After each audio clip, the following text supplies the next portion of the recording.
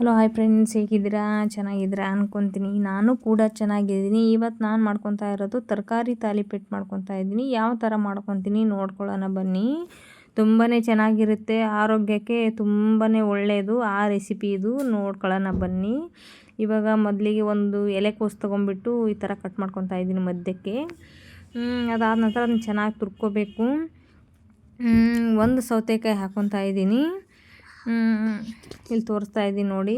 ಅದಾದ ನಂತರ ಸ್ವಲ್ಪ ಸಬ್ಬೆ ಸೊಪ್ಪು, 2 ಕ್ಯಾರೆಟು, ಅದು ಕೂಡ ಚೆನ್ನಾಗಿ ತುರ್ಕೋಬೇಕು ಸೌತೆಕಾಯಿ. ಅದಾದ ನಂತರ ಇಲ್ಲಿ ಏನೆಲ್ಲ ಕಟ್ ಮಾಡಿ ಇಟ್ಕೊಂಡಿದ್ದೀನಿ ನೋಡ್ಕೊಳ್ಳೋಣ ಬನ್ನಿ ಮತ್ತೊಂದು ಸತಿ. ಟೊಮೆಟೊ, ಕೆಂಪು ಮೆಣಸಿನ್ಕಾಯಿ, ಕೊತ್ತಂಬರಿ ಸೊಪ್ಪು, ಕ್ಯಾರೆಟು, ಸಬ್ಬಸಿಗೆ ಸೊಪ್ಪು, ಸೌತೆಕಾಯಿ, ಎಲೆಕೋಸು, ಆಮೇಲೆ ಕರಿಬೇವು ಸೊಪ್ಪು, ಜೀರಿಗೆ, ಓಂಕಾಳು ಎಲ್ಲವನ್ನು ಮಿಕ್ಸ್ ಮಾಡ್ಕೋಬೇಕು. ಅರ್ಧ ನಿಂಬೆಹಣ್ಣು ಎಲ್ಲವನ್ನು ಹಾಕಿ ಚೆನ್ನಾಗಿ ಮಿಕ್ಸ್ ಮಾಡ್ಕೋಬೇಕು ನೋಡಿ. ಈ ಥರ ತರಕಾರಿ ಇದಕ್ಕೆ ಕೋಸು ಹಾಕಿದ್ದೀನಿ ಅಂತ ಗೊತ್ತೇ ಆಗೋಲ್ಲ, ಅಷ್ಟು ಟೇಸ್ಟಿಯಾಗಿ ಬರುತ್ತೆ. ಲಾಸ್ಟಲ್ಲಿ ಉಪ್ಪು ಕೂಡ ಹಾಕಿ ಒಂದು ಸ್ವಲ್ಪ ನಿಂಬೆಹಣ್ಣು ರಸ ಹಿಂಡಿ, ನಿಂಬೆಹಣ್ಣು ರಸ ಬೇಡ ಅಂದರೆ ನೀವು ಬಿಡ್ಬೋದು, ನಾನಿಲ್ಲಿ ಹಾಕ್ಕೊತಾ ಇದ್ದೀನಿ.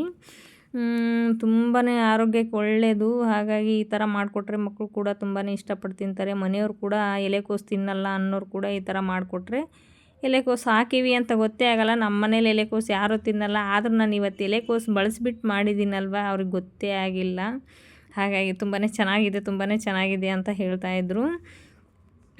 ಯಾಕೆ ಗೊತ್ತಾ, ಎಲೆಕೋಸು ಹಾಕಿದ್ದೀನಿ ಅಂತ ಅವ್ರಿಗೆ ಗೊತ್ತಾಗಿಲ್ಲ, ಹಾಗಾಗಿ ಚೆನ್ನಾಗಿದೆ ಅಂತ ಹೇಳ್ತಾಯಿದ್ರು. ಇವಾಗ ಕಾದಿರುವಂಥ ನೀರು ಚೆನ್ನಾಗಿ ಕುದೀತಾ ಇತ್ತಲ್ವ, ಆ ನೀರು ಹಾಕಿಬಿಟ್ಟು ಸ್ವಲ್ಪನೇ ನೀರು ಹಾಕಿ ಕಲಿಸ್ತಾ ಇದ್ದೀನಿ ನೋಡಿ. ಚೆನ್ನಾಗಿ ಕಲಿಸ್ಕೋಬೇಕು. ಹಿಟ್ಟು ಕೂಡ ರೆಡಿ ಆಯಿತು ಇಲ್ಲಿ ನೋಡಿ ಯಾವ ಥರ ಬಂದಿದೆ ಅಂತ. ಇವಾಗ ತಾಲಿಪಟ್ಟು ಮಾಡ್ತಾಯಿದ್ದೀನಿ ರೆಡಿ ನೋಡಿ. ತುಂಬಾ ಚೆನ್ನಾಗಿರುತ್ತೆ, ಸಖತ್ ಟೇಸ್ಟಿಯಾಗಿರುತ್ತೆ. ಬೆಳಗಿನ ತಿಂಡಿಗೆ ಮಕ್ಕಳಿಗೆ ಬೇಕಾದರೆ ಮಧ್ಯಾಹ್ನ ಲಂಚಿಗೂ ಕಳಿಸ್ಬೋದು. ತುಂಬಾ ಚೆನ್ನಾಗಿರುತ್ತಲ್ವ, ಹಾಗಾಗಿ ನಾವು ಕೂಡ ಇವತ್ತು ಇದೇ ಆಗಿತ್ತು ನಮ್ಮ ತಿಂಡಿ ಕೂಡ. ಸಖತ್ ಟೇಸ್ಟಿಯಾಗಿತ್ತು ಅಂತ ಹೇಳ್ತಾಯಿದ್ರು ನಮ್ಮ ಮನೆಯಲ್ಲಿ. ಒಬ್ಬೊಬ್ಬರಾಗಿ ಮಾಡಿಕೊಡ್ತಾಯಿದ್ದೆ. ಬಿಸಿ ಬಿಸಿ ತಾಲಿಪಟ್ಟು ಕಡಲೆಬೇಳೆ ಚಟ್ನಿ ತಿಂತಾಯಿದ್ರೆ ಅದರ ಮಜಾನೇ ಬೇರೆ. ಯಾರೆಲ್ಲ ನೋಡ್ತಾ ಇದ್ದೀರಾ, ನನ್ನ ವಿಡಿಯೋ ಇಷ್ಟ ಆದರೆ ಲೈಕ್ ಮಾಡಿ, ಶೇರ್ ಮಾಡಿ, ಕಮೆಂಟ್ ಮಾಡಿ, ಸಬ್ಸ್ಕ್ರೈಬ್ ಮಾಡ್ಕೊಳ್ಳಿ. ನಾನು ಮಾಡೋ ವಿಡಿಯೋ ಎಲ್ಲ ನಿಮಗೆ ತಲುಪುತ್ತೆ. ಬನ್ನಿ ಇವಾಗ ಕಡಲೆಬೇಳೆ ಚಟ್ನಿ ಯಾವ ಥರ ಮಾಡ್ಕೊಳೋದು ಅಂತ ನೋಡ್ಕೊಳ್ಳೋಣ. ಇಲ್ಲಿ ಒಂದು 3 ಈರುಳ್ಳಿ ಈ ಥರ ಕಟ್ ಮಾಡಿ ಇಟ್ಕೊಂಡಿದ್ದೀನಿ. ಒಂದು 3 ರಿಂದ 4 ಒಣಮೆಣ್ಸಿಕಾಯಿ ಇಟ್ಕೊಂಡಿದ್ದೀನಿ.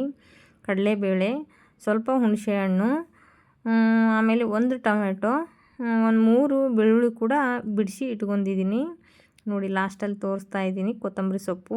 ಹೀಗೆಲ್ಲವನ್ನು ಹಾಕಿ ಚೆನ್ನಾಗಿ ಹುರ್ಕೋಬೇಕಿದ್ದನ್ನು ನೋಡಿ. ಎಲ್ಲವನ್ನು ಹಾಕ್ತಾಯಿದ್ದೀನಿ ನಾನು. ಈರುಳ್ಳಿ, ಬೆಳ್ಳುಳ್ಳಿ, ಟೊಮೆಟೊ ಹಾಕಿ ಹುರಿತಾ ಇದ್ದೀನಿ ನೋಡಿ. ಇವಾಗ ಕಾಣಿಸ್ತಾ ಇರ್ಬೋದು ನಿಮಗೆ, ಈ ಥರ ಹುರ್ಕೋಬೇಕು. ಕರಿಬೇವು ಸೊಪ್ಪು, ಹುಣಸೆಹಣ್ಣು ಸ್ವಲ್ಪ ಹಾಕ್ಕೋಬೇಕು. ಹುಣಸೆಹಣ್ಣು ಹುಳಿ ಭಾಳ ಆಗುತ್ತೆ. ಒಣಮೆಣ್ಸಿನ್ಕಾಯಿ, ಕಡಲೆಬೇಳೆ, ಸ್ವಲ್ಪ ಜೀರಿಗೆ, ಕೊತ್ತಂಬರಿ ಸೊಪ್ಪು ಹಾಕಿ ಚೆನ್ನಾಗಿ ಹುರ್ಕೋಬೇಕು. ಹುರಿದ ನಂತರ ಇದನ್ನು ಒಂದು ತಟ್ಟೆಗೆ ಹಾಕಿ ತಣ್ಣಗಾಗೋಕ್ಕೆ ಬಿಡಬೇಕು. ಬಿಸಿ ಇದ್ದು ಹಾಕೋದ್ರಿಂದ ಮಿಕ್ಸಿ ಜಾರು ಕೈಯೆಲ್ಲ ಫುಲ್ ಸುಡ್ತಾ ಹೋಗುತ್ತೆ. ಹಾಗಾಗಿ ಬನ್ನಿ ಟೇಸ್ಟ್ ಮಾಡೋಣ ಹೇಗಿದೆ ಅಂತ. ಮತ್ತೆ ಸಿಗ್ತೀನಿ ನೆಕ್ಸ್ಟ್ ಲಾಗಲ್ಲಿ. ಬಾಯ್.